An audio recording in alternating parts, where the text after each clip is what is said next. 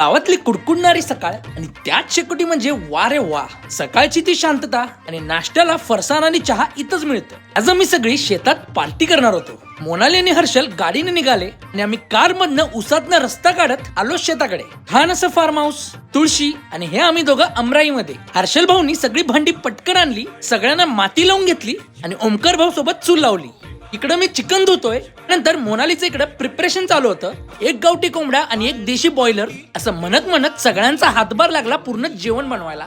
एकदम कडक असा तांबडा रस्सा, कोल्हापुरी चिकन आणि हे चंपारण असं सगळं तयार झालं आणि मम्मी आणि मावशीने मिळून सगळ्यांसाठी ताटच सजवली. पोटभर असं जेवलो आणि त्यानंतर पूर्ण आम्ही शेत फिरलो. खरं सांगायचं तर या अनुभवात खूप समाधान होतं. झाडावर चढून आवळे काढले आणि त्यानंतर चिक्कू, त्यात घरी आल्यावर आहेराचा तर वेगळाच कार्यक्रम.